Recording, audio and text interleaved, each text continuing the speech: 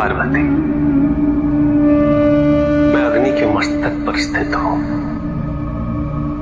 और तुम सोम के। हम दोनों से ही ये अग्नि सोमात्मक जगत प्रतिष्ठित है। जगत के हित के लिए स्वेच्छा से शरीर धारण करके विचरण करने वाले हम दोनों में यदि सचमुच वियोग हो गया तो ये जगत ही निराधार हो जाएगा पार्वती। ये जगत वाणी और अर्थ के संजोग से बना है। तुम वो वाणी हो और मैं उस वाणी का अर्थ हूं। तुम मेरे स्वरूप का बोध कराने वाली विद्या हो और मैं तुम्हारे द्वारा दिए गए विश्वासपूर्ण बोध से जानने वाला ज्ञान। केवल मैं इस सृष्टि का संहार और प्रलय नहीं करता,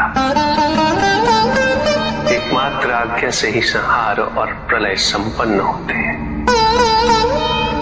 और वो गौरवपूर्ण आज्ञा तुम हो पार्वती।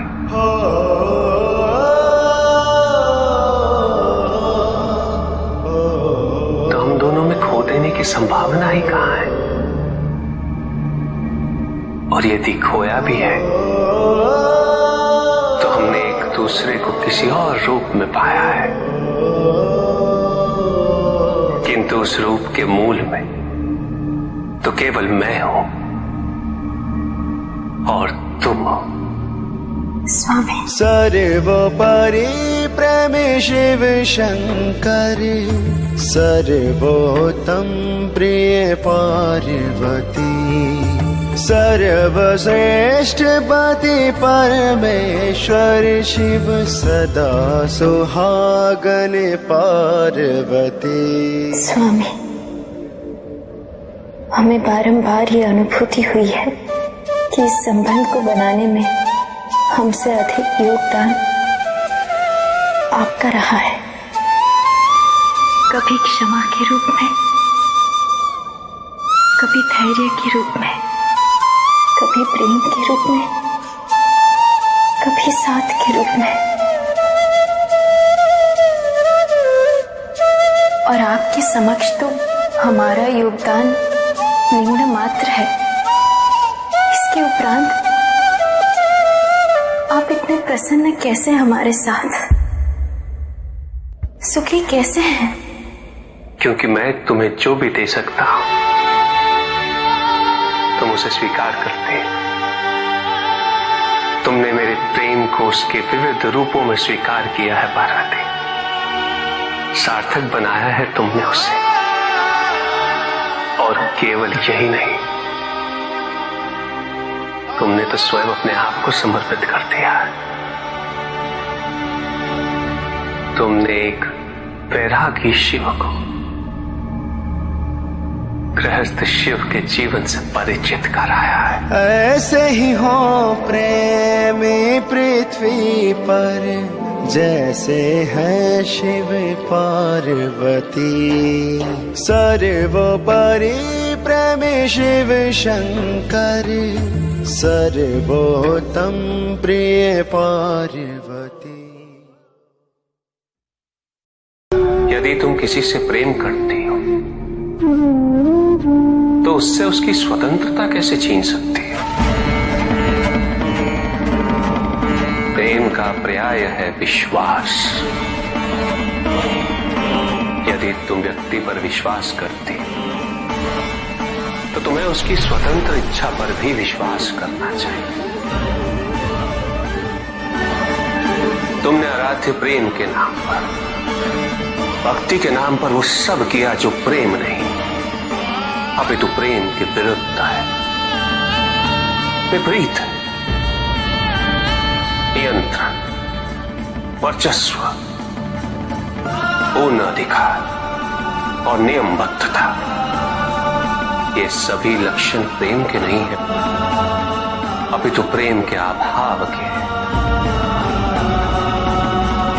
प्रेम के उचित अर्थ की जागरूकता ना होने का है।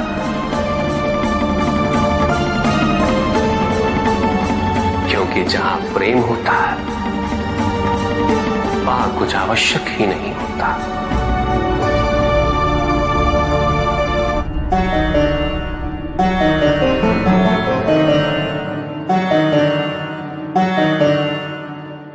कहां भटक रही हो तुम सब बन प्रेम जोग? किसे ढूंढ रहा है भ्रमित होके ये चंचल मन? सुनो छबीले, तुम भटक गए हो, राह यहाँ से जाओ। नैनों के ये बाण यूं ही व्यर्थ ना चलाओ। गिरता है जब प्रेम के ऊपर कहीं कोई भी आवरण, आता हूं मैं उसे हटाने, सिखाने प्रेम का व्याकरण।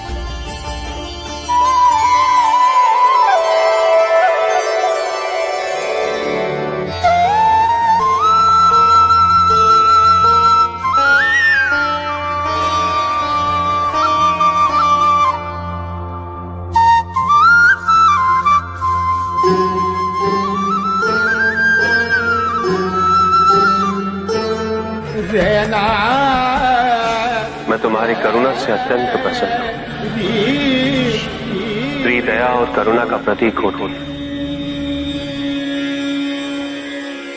अतः आज मैं सारे स्त्री वर्ग को आशीर्वाद देता हूं कि मैं पुरुषों की अपेक्षा तुम्हारी पूजा से सहजता से प्रसन्न हो जाऊंगा।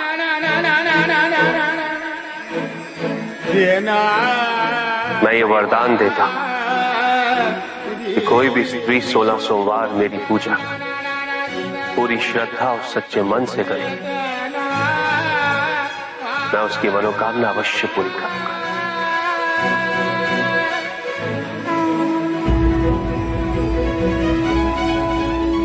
और पुरुषों को ये पूजा अपने तप और कठिन परिश्रम से पूरी करनी है। पति का यह सर्वोच्च धर्म है कि वो अपनी पत्नी को समकक्ष समझे और उन्हें सम्मान्य आदर और प्रेम प्रदान करे। वचन के बिना संबंध में स्पष्टता नहीं आती। संबंध की मर्यादा हम दोनों को भली भांति ज्ञात होनी चाहिए, इसलिए वचन आवश्यक है, नियम आवश्यक है। तो कहिए, हम प्रत्येक कार्य में साथ होंगे, परिस्थिति चाहे जो भी हो, हम में एकता होगी, हम एक दूसरे का सम्मान करेंगे। आप मेरे कुटुंब की रक्षा करेंगे, आप अपना दायित्व कभी नहीं भूलेंगे, आप मुझसे कुछ भी गोपनीय नहीं रखेंगे, आप मेरी हर बात पर विश्वास करेंगे, कभी संदेह नहीं करेंगे, सदैव मुझसे सत्य कहेंगे। आप केवल मेरे बनकर रहेंगे, मेरे साथ।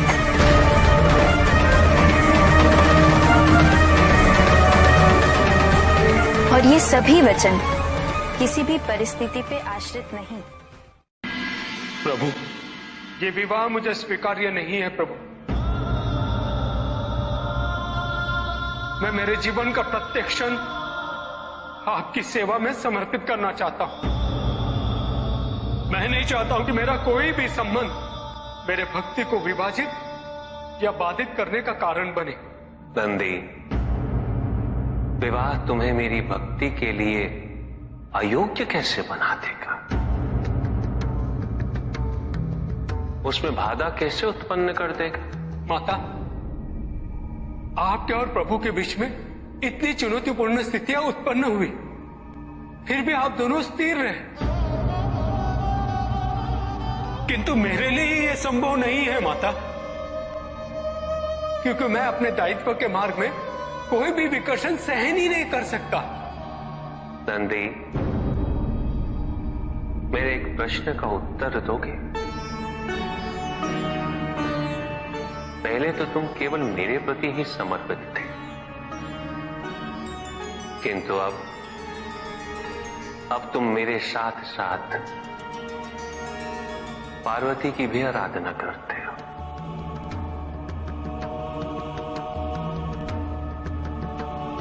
क्यों? प्रभु, माता आपकी अर्धांगिनी है, आपकी पूरक, जिस प्रकार आप उनके पूरक हैं। आप माता के कारण आनंदित रहते हैं, उनकी उपस्थिति आपको प्रसन्नता देती है। अन्यथा आपको इतना हर्षित उनसे पहले मैंने कभी नहीं देखा है। फिर कुमार कार्तिकेय का जन्म, अशोक सुंदरी का जन्म, और फिर हमारे गणेश का जन्म। प्रभु, इस प्रकार मैंने कैलाश को पूर्ण होते हुए देखा है, और यह सब माता के कारण ही हुआ है। प्रभु, जिस कैलाश में आप वास करते थे उसे माता ने निवास बना दिया, इस कैलाश को संपूर्ण कर दिया।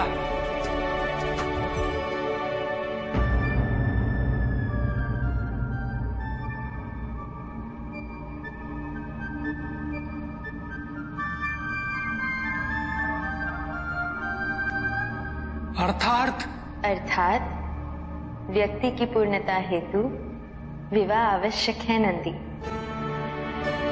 जैसे स्वामी और हम एक दूसरे के पूरक हैं, उसी प्रकार तुम्हारी अर्धांगिनी और तुम एक दूसरे के पूरक बनोगे।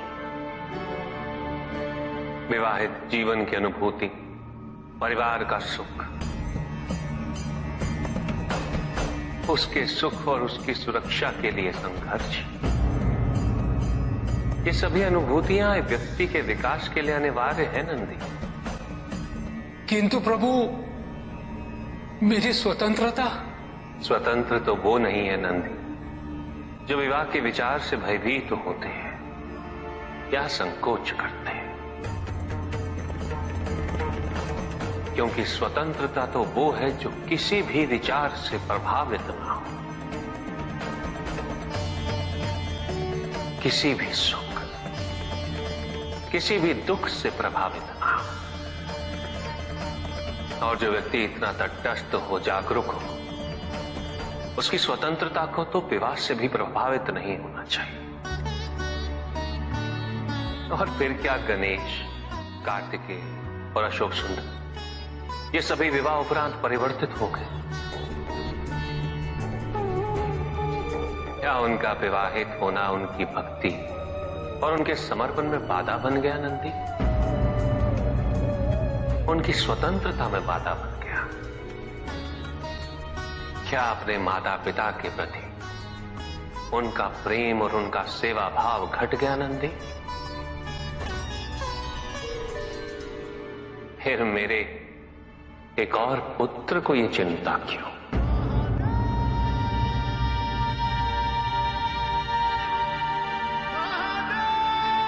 ये भय क्यों नंदी?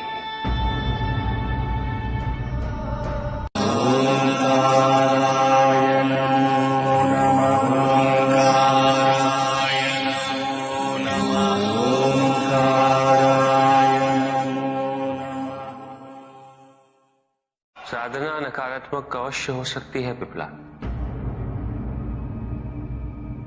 किंतु उपलब्धि तो विधायक होती है।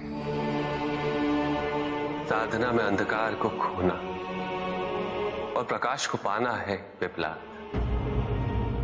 असत्य को खोना और सत्य को पाना है। नकारात्मक शब्द तो इस बात के सूचक है पिपला, हिंसा इस सब का मूल स्वभाव है। हिंसा तो केवल दुख देती, और कोई भी व्यक्ति दुख चाहे ये संभव नहीं। इसलिए जो हिंसक है वो भी प्रतिपल हिंसक नहीं रह पाता। सभी के उद्धार के लिए मैं आपसे निवेदन करता हूं, भक्ति का उचित मार्ग बताए हमें, ताकि मेरी भांति दूसरा कोई भूल ना करे। भक्ति और ऐसे में पथ भ्रमित होना अनिवार्य है।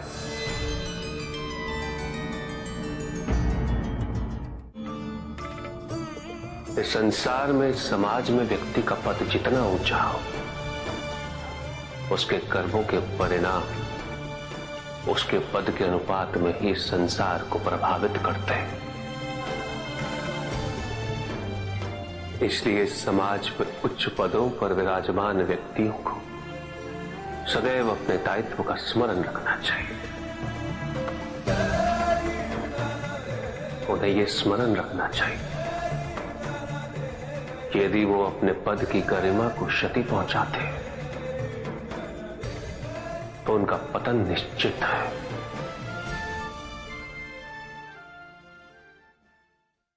एक संबंध की सफलता वो है जब शब्दों की आवश्यकता ही समाप्त हो जाए, केवल आभास रहे, विश्वास रहे, जागरूकता रहे, संतोष रहे। बिना कहे ही दोनों एक दूसरे की बात समझ लें। अवश्य स्वामी। और दाम्पत्य जीवन के सफल होने का ये एक बहुत महत्वपूर्ण प्रमाण भी है। फिर भी मुझे आभास हो रहा है पार्वती कि मैंने तुमसे कभी ये नहीं कहा कि मैं कितना धन्य हुआ हूं तुम्हें पाकर। मैंने कभी तुम्हारे प्रति आभार व्यक्त नहीं किया स्पष्ट शब्दों में।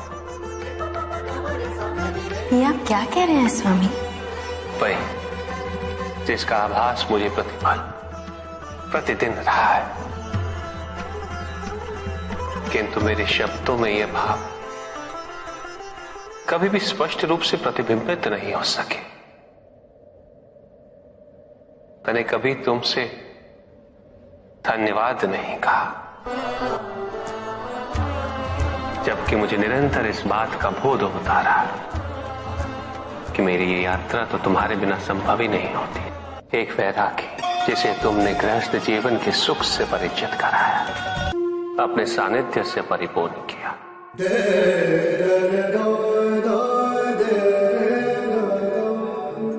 संतान का सुख दिया, पिता बनने का सुख दिया। यदि मैं पिता न बनता तो पितामह बनने का सुख कैसे प्राप्त होता? पार्वती, तुम्हारे आगमन से केवल मुझे ही नहीं, समस्त संसार को, कैलाश को एक नया अर्थ मिला है।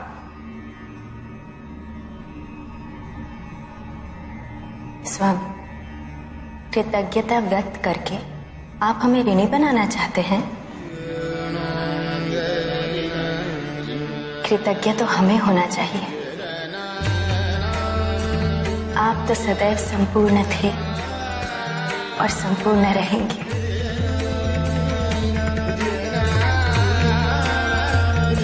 इसके पश्चात आपने हमें हर रूप में स्वीकार किया और हमारा जीवन परिपूर्ण किया। हमने ऐसे कई निर्णय आपकी इच्छा के विरुद्ध लिए। हमारा वहां बिन बुलाए जाना उचित नहीं होगा सती। हमारे वहां जाने से केवल तुम्हारा अहित होगा दक्षायनी। अहित अहित अहित, आप तो ऐसे बात कर रहे हैं जैसे वो मेरे पिता नहीं मेरे शत्रु हो। ठीक है, आपको यदि मेरे साथ नहीं आना है तो मैं आपके बिना ही चली जाऊं। नहीं सती, मैं कदापि तुम्हें अकेले नहीं जाने दूंगा। आपको मेरी सौगंध, आप मुझे रोकेंगे नहीं। यदि वहां जाने से मेरा अहित होगा तो आप मेरा अहित होने के बाद आइएगा। आपको मेरी सौगंध है महादेव। सती, आप रुष्ट भी हुए, किंतु कभी भी आपने स्वयं को हमसे न पृथक किया और न होने दिया। तुमसे पृथक होकर अपने आप को दंडित करने की मेरी कोई इच्छा नहीं थी पार्वती। नहीं स्वामी, हमें आभास है हमने आपको बहुत दुख दिए हैं, और जब आभार व्यक्त करने की बात हो सकती है क्षमा की क्यों नहीं? रुक जाओ, महत्वपूर्ण ये वृक्ष है, इन्हें काटना बंद करो। ये वृक्षों में छांव देते हैं, फल देते हैं। वृक्षों के बिना इस पृथ्वी की कल्पना संभव नहीं। इनका संरक्षण किया जाना चाहिए, हनन नहीं। हम सभी को इनका संरक्षक बनना होगा। हम अपनी आवश्यकता हेतु इनका उपयोग करते हैं, ये क्या अनुचित है?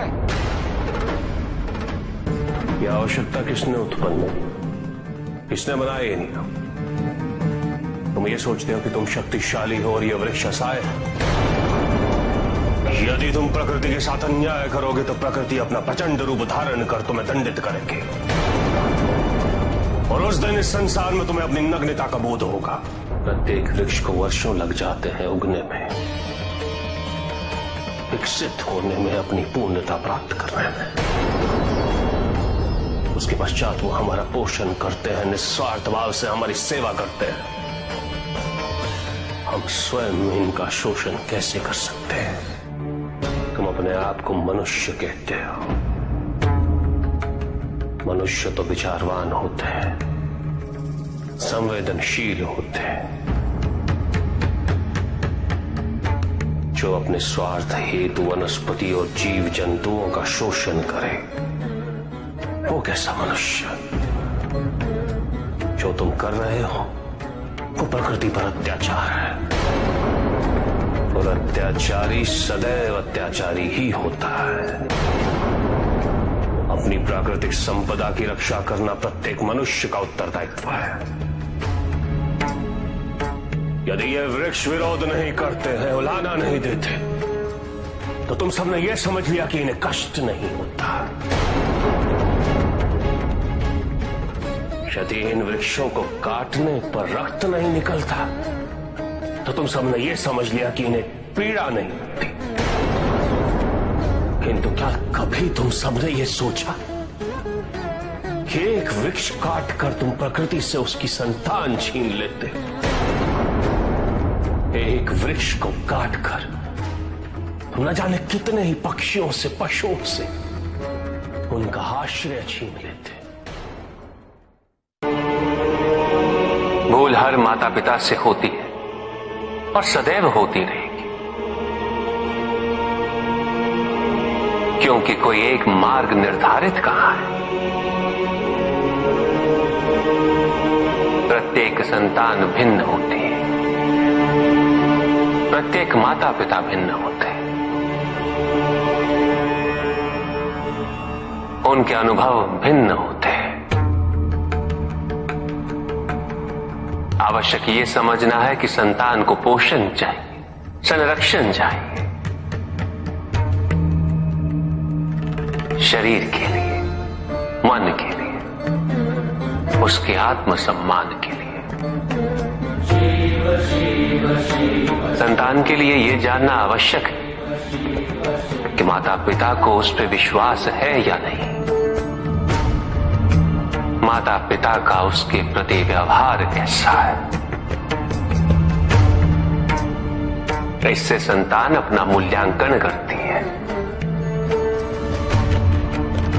उन्हें सम्मान दो, उन्हें स्वतंत्रता दो,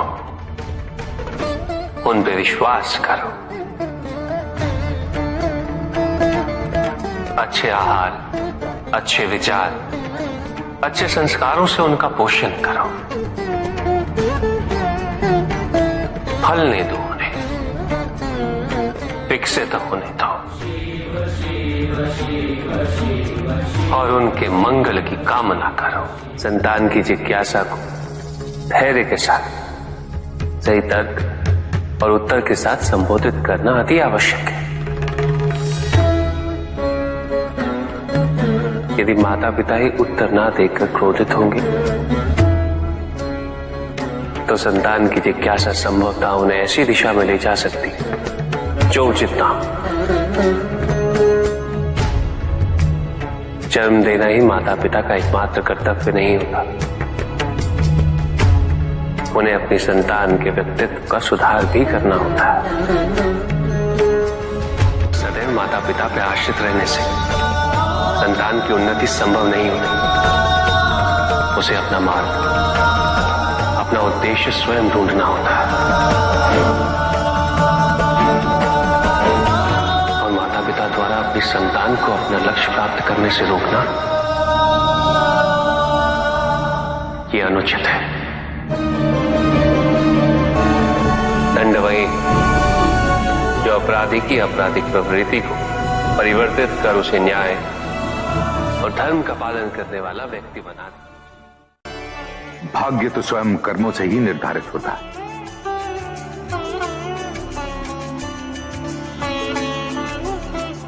हमें ज्ञान चर्चा का विषय मिल गया है। तो प्रश्न ये है कि हमारा भाग्य हमारे कर्म निर्धारित करता है या हमारे कर्म हमारा भाग्य बनाते हैं। जब भी हम अपने अतीत की ओर देखते हैं तो मन में यही प्रश्न उत्पन्न होता है कि हम जिन परिस्थितियों में हैं, क्या उसका मूल कारण हमारे कर्म है या हमारा भाग्य?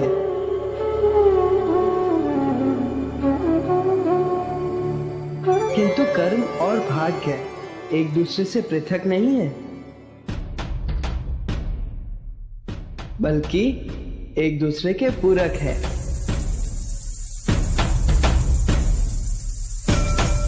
कर्म से भाग्य निर्धारित होता है और जो भाग्य हम अपने कर्म से अर्जित करते हैं वही भविष्य के कर्मों का आधार बनता है।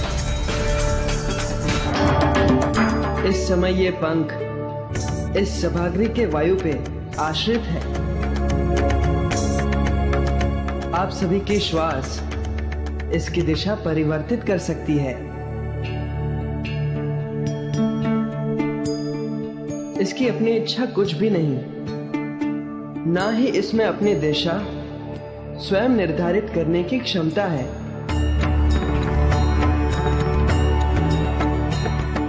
उड़ते उड़ते कीचड़ में गिर जाना इस पंख का भाग्य हो सकता है, किंतु हमारे द्वारा कर्म ना करने के कारण किसी कठिन परिस्थिति से घिर जाना, इसका दोष हम केवल भाग्य को नहीं दे सकते।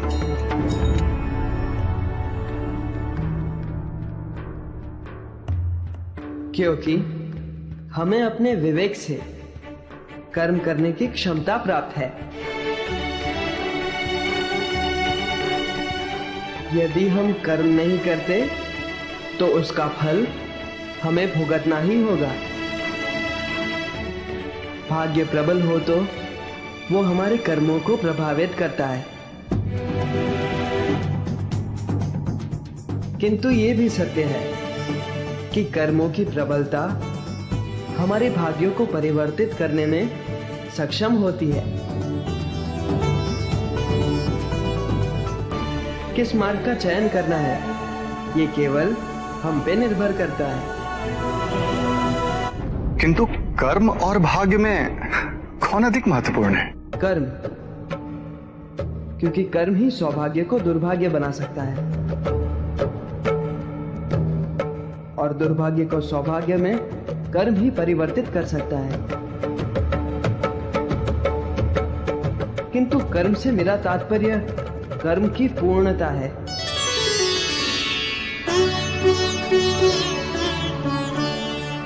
जिस प्रकार केवल जन्म देने से माता पिता का कर्म पूरा नहीं होता, अपनी संतान का पोषण करना, उसे इस योग्य बनाना कि वो संसार में आत्मनिर्भर हो सके, ये भी तो माता पिता का ही कर्म है। संतान को संरक्षण देना, अच्छे संस्कार देना, उसे उसके दायित्वों के प्रति जागरूक करना या सक्षम बनाना, ये भी माता पिता का ही कर्म है।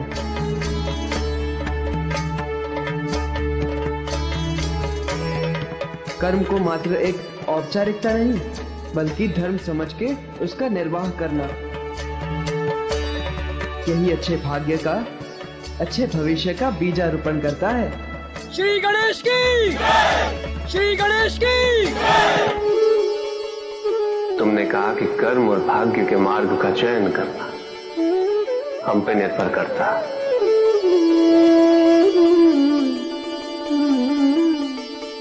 यदि कोई चयन करने के मार्ग का चुनाव ही ना करे तो क्या?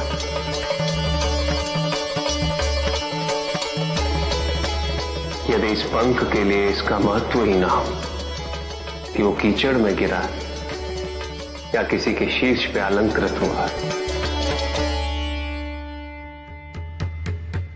कर्म और भविष्य के मार्ग से पृथक होकर एक मार्ग और होता,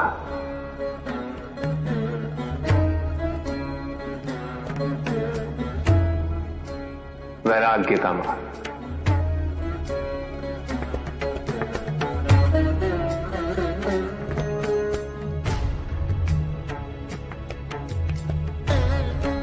संसार अनेक युगों तक कर्म और भाग्य की प्रबलता पर विमर्श करता रहेगा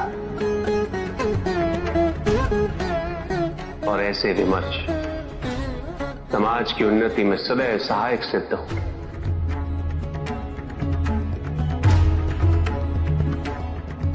ना सम्मान का मोह, ना ही अपमान का भय।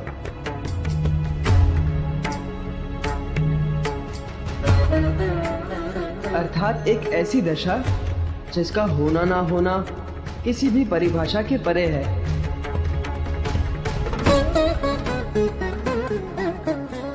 महादेव की, श्री गणेश की, श्री गणेश की।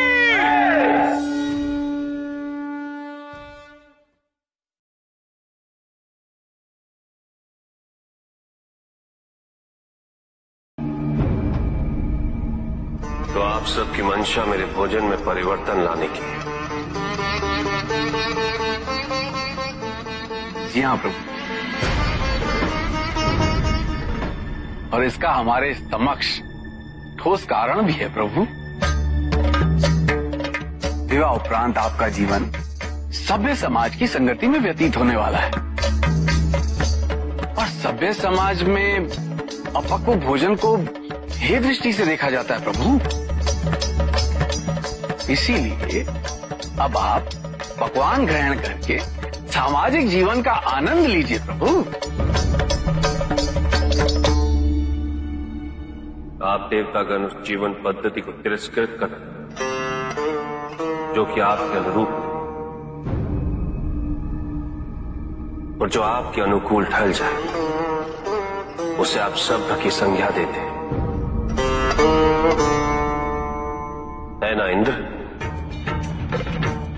महादेव, इसे कृपया अन्यथा ना ले प्रभु, परंतु देवराज के कथन में कुछ सत्य अवश्य है। पकवान का सामूहिक रूप से ग्रहण करना यह सभ्य समाज का अभिन्न अंग है।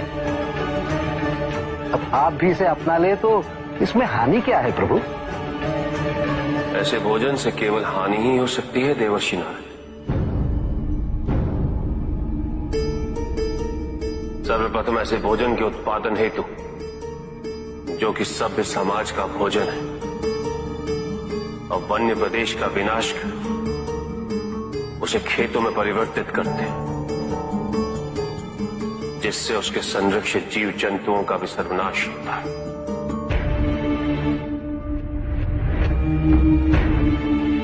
हम अपने शरीर का पोषण करने हेतु जीव जंतुओं की हत्या करते हैं, खेतोgrupos को सिंचित करने हेतु नदियों के प्राकृतिक बहाव को कृत्रिम साधनों से रोक देते हैं।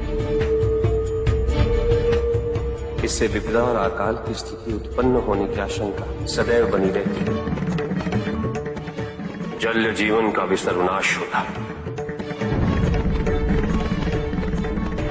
तत्पश्चात उस अन्न को पकाने हेतु हम वृक्षों को काटकर ईंधन की आवश्यकता पूरी करते हैं।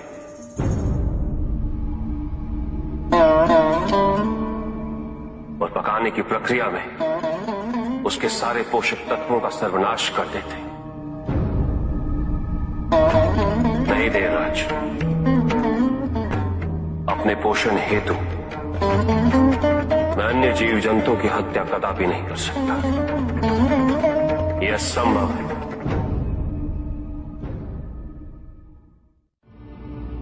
वो व्यापारी जिसके पास इस संसार में जीवन निर्वाह हेतु सब कुछ था।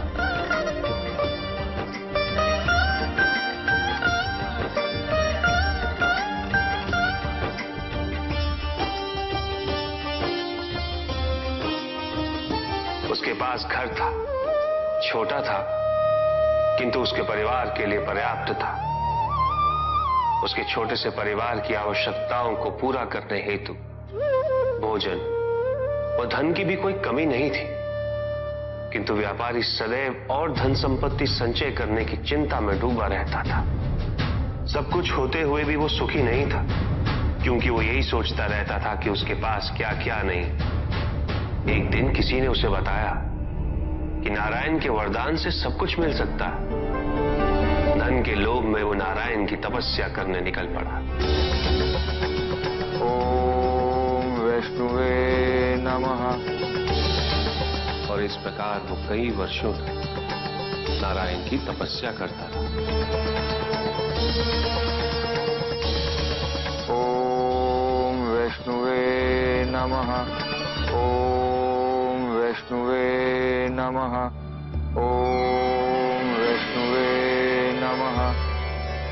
ओम वैष्णवे नमः। वत्स,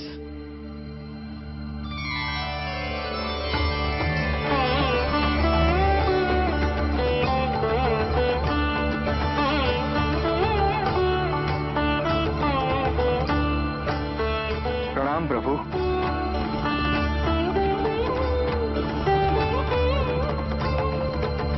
मैं तुम्हारी तपस्या से प्रसन्न हूं। मांगो, क्या वरदान मांगना चाहते हो? प्रभु, प्रभु मुझे समस्त संसार की भूमि चाहिए। संसार में जितना भी धन है सब मेरा हो जाए। क्या मैं तुमसे पूछ सकता हूं, तुम्हें इतना सब कुछ क्यों चाहिए? मैं सुखी रहना चाहता हूं प्रभु, और धन संपत्ति सुख का माध्यम है। किंतु संसार की परिभाषा हर किसी के लिए भिन्न होती है वत्स। कुएं में बैठे मेंढक के लिए वो उसका संसार होता है। तुम बताओ वत्स, तुम्हारे लिए संसार की क्या परिभाषा है? सब कुछ प्रभु। जो कुछ भी मुझे दिखाई दे रहा है वो सब कुछ संसार ही तो है प्रभु। उचित है, मैं तुम्हें वरदान देता हूं कि जितना भी संसार तुम अपने नेत्रों से स्वयं देख सको वो तुम्हारा होगा, किंतु जो तुम नहीं देखोगे वो तुम्हारा नहीं होगा। अब इस संसार का सबसे धनी व्यक्ति मैं बन जाऊंगा प्रभु, और सबसे सुखी भी।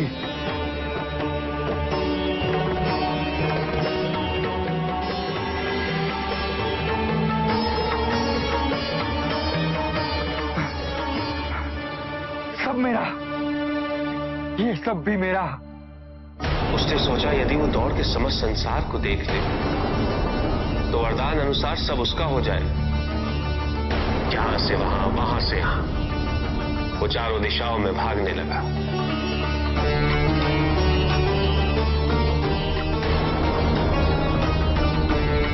जो भी दिखा वो उसे अपना बनाता गया, किंतु उसका लालच कम नहीं, अपितु और बढ़ता गया।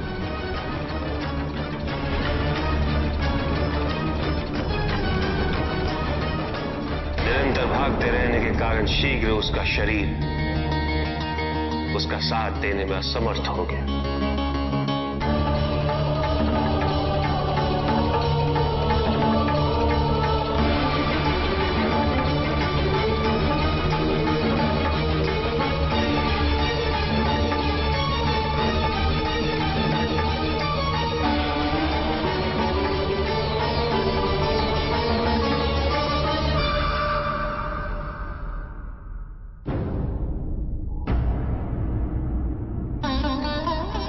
और इस प्रकार उसके पास केवल उतनी ही भूमि रही जिस पे उसका मृत शरीर पड़ा हुआ था।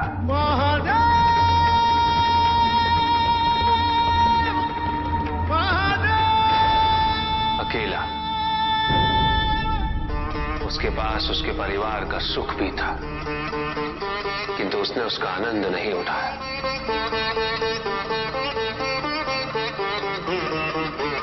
इसलिए सुखी जीवन हेतु धन की प्रचुरता नहीं, अपितु अपनी इच्छा और आवश्यकता में अंतर समझना अनिवार्य है।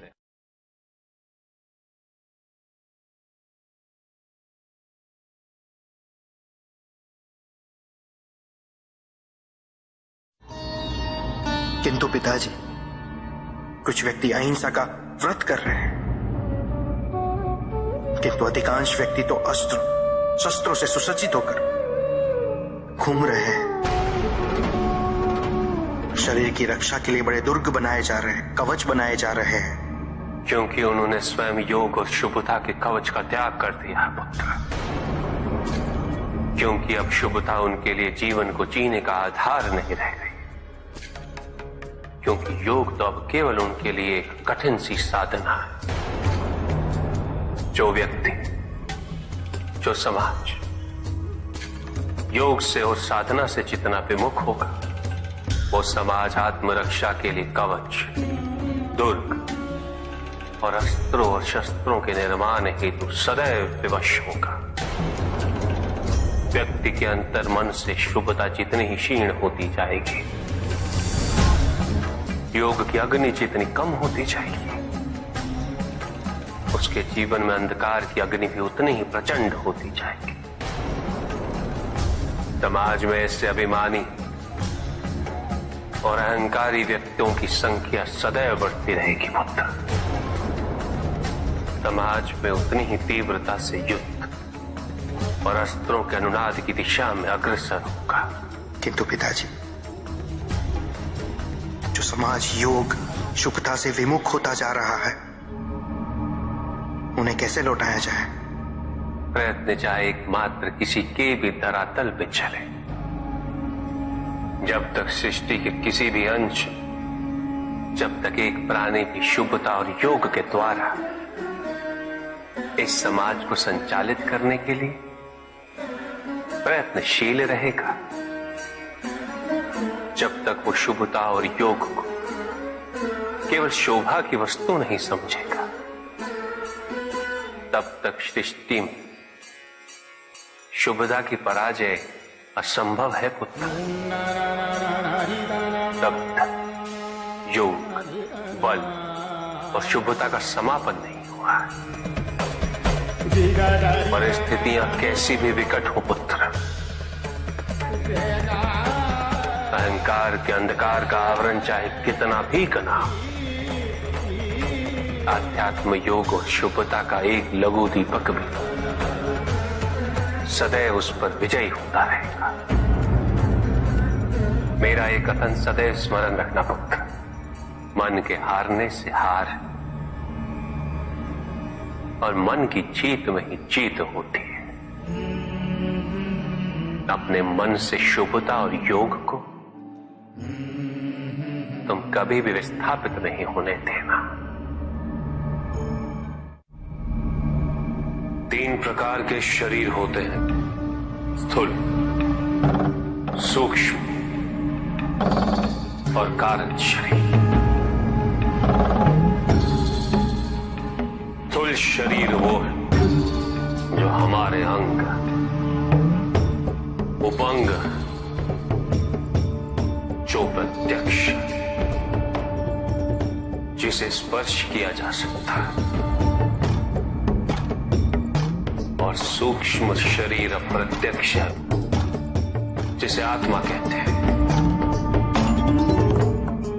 जिसे स्पर्श नहीं किया जा सकता, किंतु उसकी अनुभूति अवश्य होती है। मृत्यु में स्थूल शरीर का अंत होता है, किंतु आत्मा का नहीं होता, और आत्मा के चारों ओर एक शरीर और होता है, जो चेतन, अवचेतन और अचेतन मन का अवशेष होता है। अतृप्त इच्छाओं का और वासनाओं का कोश होता है, और यही तीसरे प्रकार का कारण निमित्त बनता है अगले जन्म का।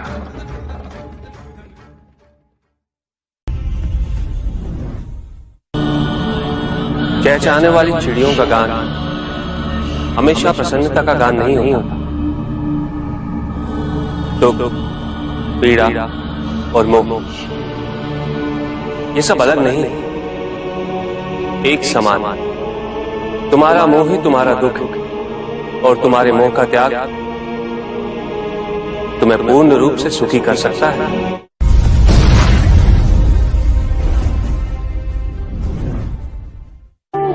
पूजित का साक्षात सामने होना मन को भटकने नहीं देता,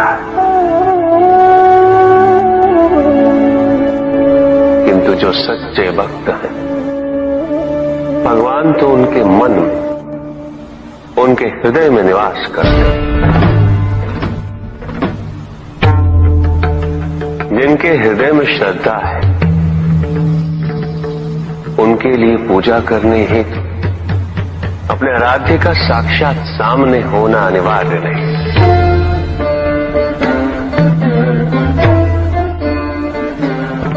वो तो अपने मन के नेत्रों से प्रतिपल उनके दर्शन पा रहे हैं।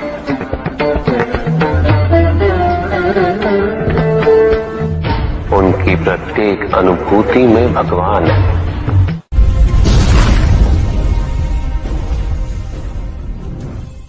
सत्य तो शाश्वत है। सत्य ही संसार में संतुष्टि और सुख का माध्यम है। जो सत्य से विमुख हो वो सदैव दुखी रहता है। जिसने भ्रम का मार्ग अपना वो आजीवन ढूंढता रहता है, किंतु विडंबना यही कि उसे ये ज्ञात ही नहीं कि वो ढूंढ क्या रहा है। सत्य तो यही कि तुम एक दैत्य अंश हो।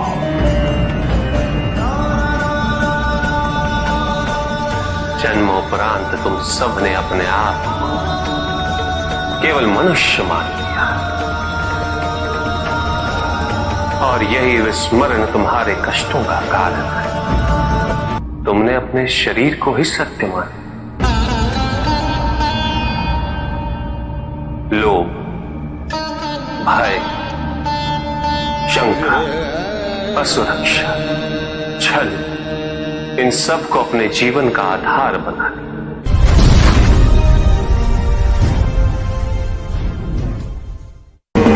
महाशिवरात्रि का व्रत विशेष फलों को प्रदान करने वाला है।